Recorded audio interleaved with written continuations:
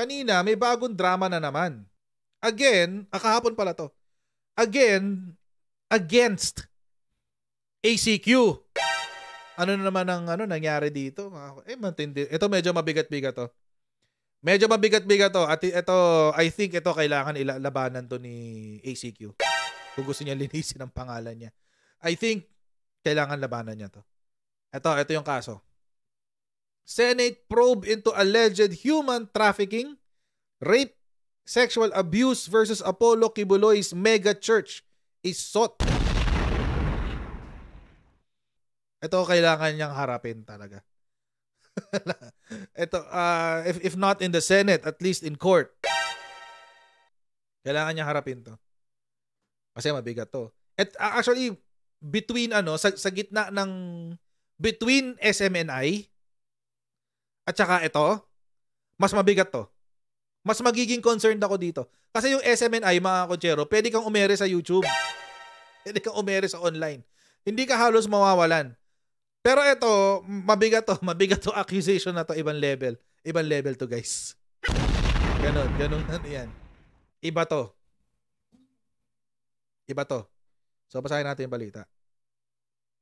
Grabe to. Ang bigat na ito, mga kotsero. Ang bigat na ito. A resolution seeking an investigation into the reported cases of large-scale human trafficking, rape, sexual violence, and child abuse happening at the Kingdom of Jesus Christ, KOJC, the name above every name, headed by spiritual leader Apollo Kibuloy, has been filed in the Senate. Sino ang nag-file? Si Risa Ontiveros. Senator Risa Ontiveros, in filing Senate Resolution number 884, said she has found it imperative for the Senate to look into the KOJC's liability under RA number 9208 or the Expanded Anti-Trafficking Act.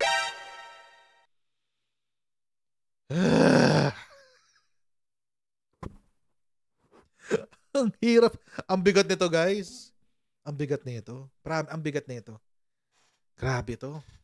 Siguro sa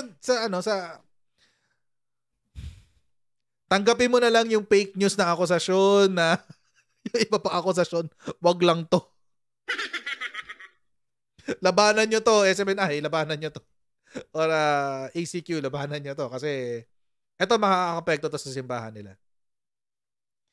The senator said Kibuloy, who styles himself as the appointed son of God and leader of the said church. It's son of God. Anyway. Allegedly demands strict obedience from his full-time followers through brainwashing, psychological manipulation, and constant threats of eternal damnation. Kulto lang gumagawa niyan, ha? Pero bago natin ipagpatuloy ang ating pinag-uusapan dito sa video na ito, may tanong muna ako sa inyong lahat. Sa mga nasa US, UK, Canada, Italy, France, Spain, Ireland, and Belgium, gusto nyo bang makauwi sa Pilipinas ng may libreng patiket galing kay Sendwave? Ito lang gagawin nyo, mga kutsero.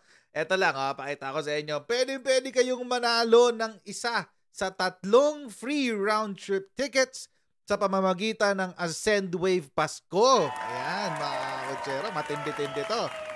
Win a free round-trip flight home kung ikaw ay magpapadala ng higit $200 sa inyo pong Sendwave account hanggang December 31, 2023. Ayan, so kapag nagpadala kayo ng higit $200, so may entry na agad kayo sa up to 5 entries sa mga kutsero ang pwede nyo makakuha dyan sa round-trip flight home na yan.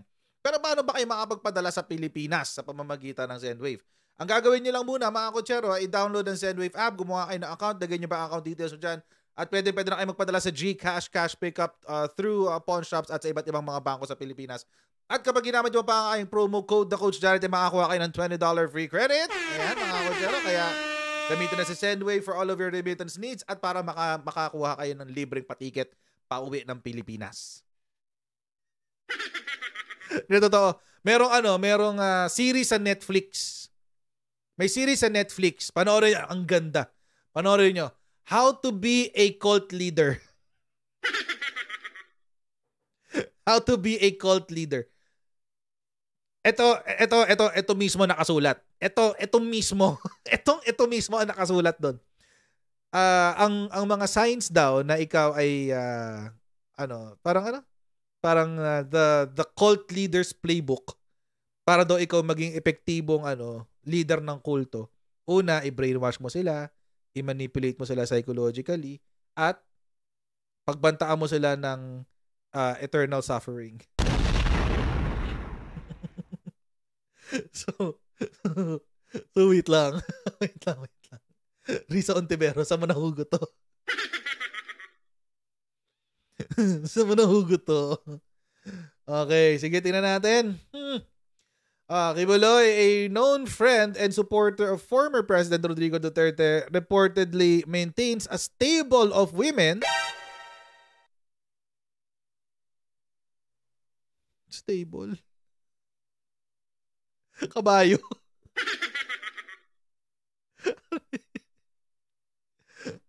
Harem sana ang ginamit mo, Risa Ontiveros. Harem, hindi stable. Harem.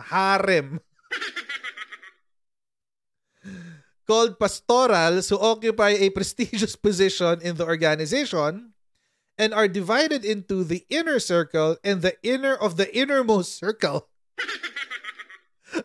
Ay! May inner circle na, may inner of the innermost pa. Wait lang. Parang napanood ko doon sa series sa Netflix ha. According to informants, Hontiveros said these so-called pastorals are tasked to perform special personal personal errands for him, with the latter category being made to perform acts of sexual nature and the former category being made to perform other personal tasks such as washing his clothes, bathing him. Bathing? Nagpapaligo? Cleaning his bedroom and massaging him. Naalala ko talaga to dun sa Napanood ko talaga to dun sa series na ng Netflix. How to be a cult leader. Basahin niyo yun. Basahin. Panoorin niyo yun. Nakakabagabag siya. Kasi meron silang nabobola. Pero let's see. Some of these pastorals were still minors during their recruitment and during the period they were made to perform sexual services.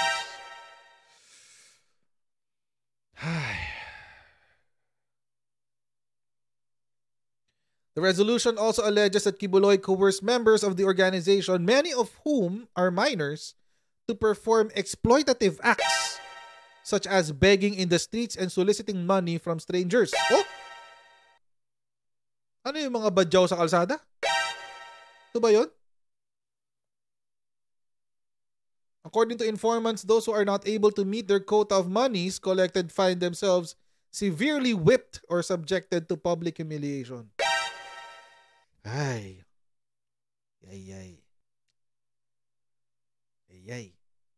Bigat na ito, guys. At today,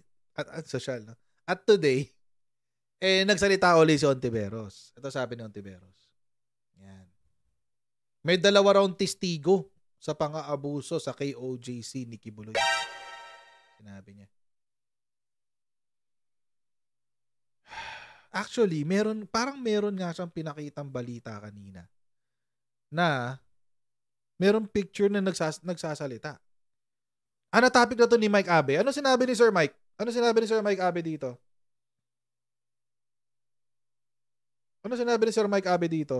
Kasi galing siya ng SMNI, so malamang alam niya to. O may mga, mas marami siyang, kumbaga, o meron mga magdadrop ng hints, siya yun. Ano sinabi ni Sir Mike? Ni Sir Mike Abe? Ito sabi ni Risa. Alam nyo, ito yung problema kasi kay Risa. Dahil sa sobrang overly dramatic niya, ang hirap niya ngayon paniwalaan.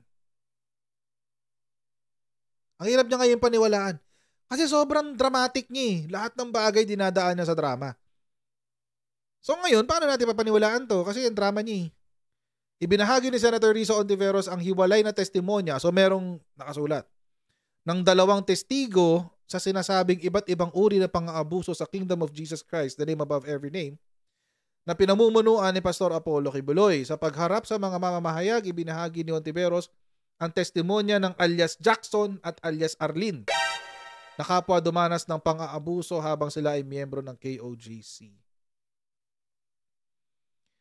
Ayon kay Jackson, pinilit silang manlimos at kung hindi aabot sa kota ay nakakaranas sila ng pananakit. Ganito din ang kwento ni Arlene na mula Davao ay dinala sa Maynila para magtinda sa lansangan at nagpapakilalang mga estudyante. Alam nyo, meron ako naririnig na chismis. Hindi ko alam kung ito kay ACQ to ha. Pero matagal na to, as in 2000, 2001. Matagal na tong chismis na to. Na kapag Christmas daw, meron daw grupo galing ng Davao na nanlilimos sa Maynila na merong mga instrumento. Yun ang nagkakaroling sa loob ng mga bas-bas. Ganun. Ang sabi, galing daw sa isang church. Chismis lang naman yun. Hindi ko alam kung totoo. Related kaya dito yun? Hindi ko alam eh. Hindi ko alam kung totoo yun eh. Pero naka-experience na ako noon. Kasi syempre dati nagko-commute ako. Nasa loob ako ng bus. Meron talagang nangangaroling. As in, nangangaroling talaga. Grupo sila, 4 na bata. Kundi 3, 4 na bata. Tapos mangangaroling sila sa mag-aabot ng envelope. Tapos may foundation. Hindi ko lang alam, hindi ko maalala. Ibang pangalan ng foundation eh, hindi Kingdom of Jesus Christ. Iba-iba. So, iba eh. Pero matagal na to. Kasi tagal ko na rin di nagko-commute eh. Pero, every year yon, every Christmas. Ang dami nun. Every Christmas. Syempre, papunta sa college ko, nagbabasa ako. O yun, maabutan ako ng Yun. Si Rolly Tobes, nakabili pa ng ballpen. Kung konektado to sa SMNI, sa KOJC, ay yun, delikado yun. Tatamaan siya doon. Pero hindi ko alam kung yun eh. Although may chismis nga na nung matagal na to, na kapag Christmas season, merong grupo ng foundation sa Davao na pupunta ng Maynila para mangaroling sa mga bus. Hindi ko alam kung related dito yun. Sabi ni Ontiveros na maaari nang magsagawa ng motu proprio investigation. Dinami na agad ang DOJ. Ang Department of Justice sa mga reklamo at aniya pipilitin nila sa Senado na masimulan ang pagdinig sa pinakamaagang panahon. Magbe-break na kayo? Malapit tayo mag-break eh. Baliw. Ihilingin din niya sa Bureau of Immigration ang pagpapalabas ng whole departure order laban kay Kibuloy upang hindi ito makalabas ng bansa. Aminado naman si Ontiveros na hindi pa lubos na naiuugnay si Kibuloy sa mga reklamo ng pang-aabuso, lalo na sa kababaihan na kabilang sa inner circle at innermost circle. Siguro yung mga nasa inner circle, yung mga magaganda. Tapos sa innermost circle, yung pinakamagaganda. Grabe, may paharem. Grabe. Well, in fairness, aminado si Risa Ontiveros na na wala pa siyang ebidensya. Pero meron na siyang testimonial evidence. Testimonya from yung mga alam nyo, feeling ko kaya nilabas ni Risa Ontiveros tong balita na to. Feeling ko lang naman, hindi naman para makumbinse yung mga gustong lumabas na lumapit sa kanya. Ay masyadong bright yung highlight. Hindi ko highlight to. Ito yung sa website eh. Yan. O nga no? So hindi ko alam kung si Ontiveros is really sincere about doing this. Pero feeling ko kaya siya nagpa-press con dito para manghikayat, kumbaga. Manghikayat. Manghihikayat siya ng mga taong lalabas. Yan. para magsalita laban kay ACQ. Ngayon, mga kotsero, kung totoo yan, dapat talaga siyang parusahan. Kung totoo yan. But you have to prove it in court. You have to prove it in court. Hindi pwede sa Senate hearing to, guys. Kaya agree ako dito sa sinabi ni Atty. Topacio. Sabi ni Atty. Topacio,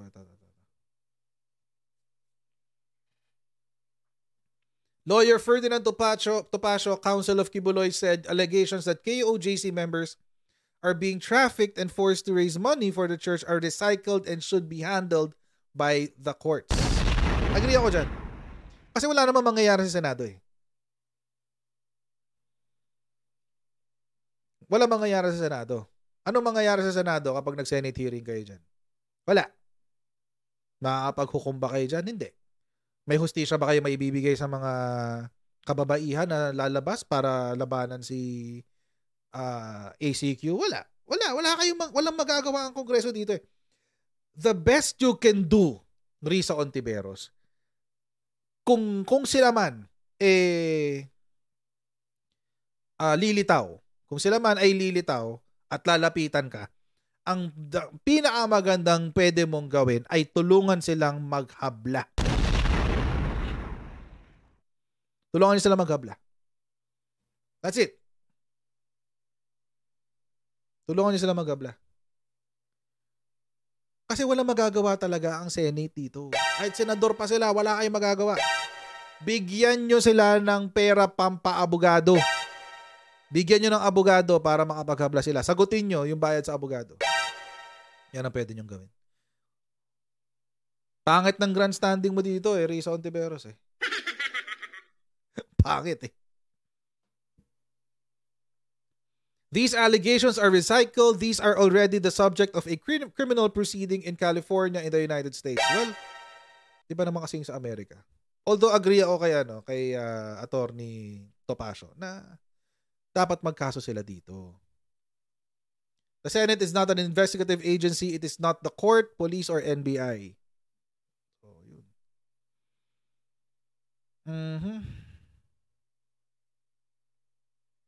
Tapos sabi pa ni Atty. Topacio, feeding frenzy lang daw yan. Pinag-iinitan lang daw ng media si Kibuloy. Let's see. Asked what is the church's defense that women, including members who are still minors, are being trafficked, he said, I don't need to defend it here. I need to defend it in court. Tama naman siya.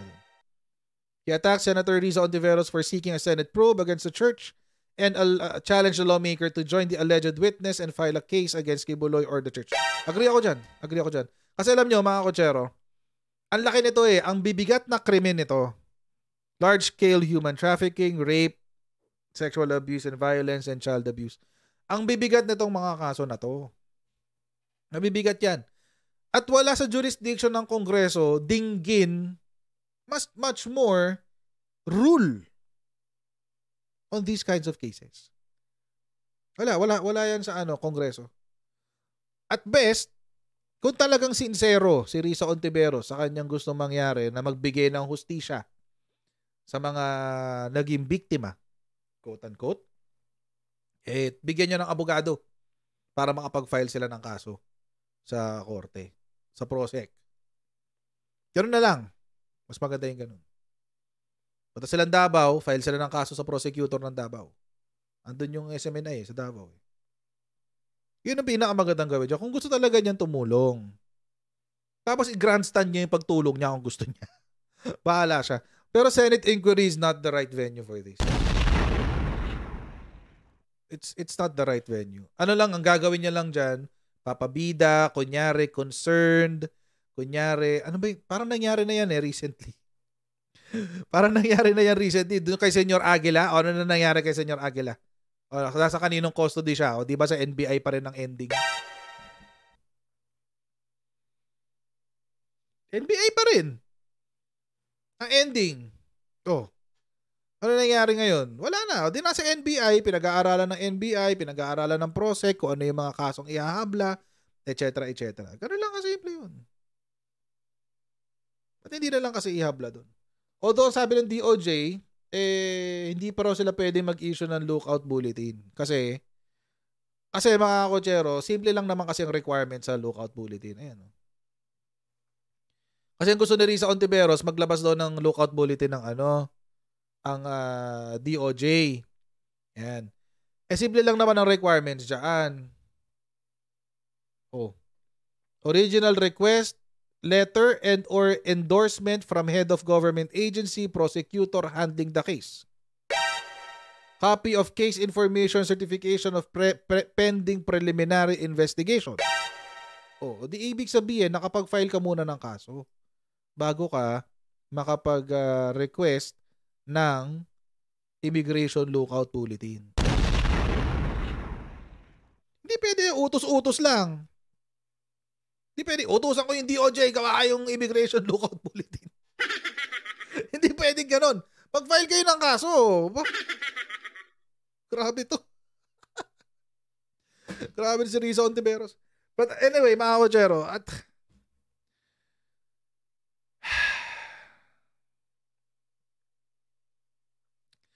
regardless, mga kotsero, regardless. Parang yun parang si SGS yun Regardless. Kung totoo tong mga allegations nila. Kung totoo kung totoo. This is not the right venue to do it.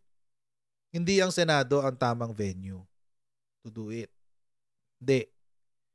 Mag-file sila ng kaso.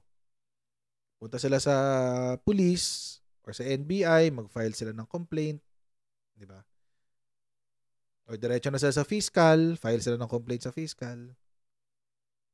Pwede naman yun. And we all know si Risa Ontiveros has this penchant for grandstanding. Mahilig siya nung big dramatic gestures. Yan, mahilig siya sa ganun. Oo. Mahilig siyang she likes to play with the camera. Frustrated artista yata to si si Risa Ontiveros. Frustrated. Sa bagay, di ba? So, yun. So, right now, I'm willing, at this point, sa akin, yung kaso na yan is still speculative. Kasi wala pa namang hatol ang korte. Hindi pa nga umaabot sa korte. Hindi pa nga nagpa-file ng complaint So right now, that is still speculative. Pero, will it prosper in court? We don't know. Depende sa ebidensya naman yan. But again, mga kotsero, kung talagang gigil na gigil si Risa Ontiveros dito sa kaso na to, baka naman pwede niyang tulungan yung mga kababaihan na to na mag-file ng kaso. Kaso. Ay, naka. Anyway, let's see. It's still a developing story. Kung magkakaroon ng development dyan, pag-usapan natin. Diba? Pwede naman yun. Anyway, so yun mga kotsero. I'll see all of you again sa susunod. Okay? God bless all of you. Thank you very much sa inyong patuloy na pagsuporta sa ating channel. And I'll see all of you again in our next Coach Giant Live. Bye everyone. See you next time. Bye.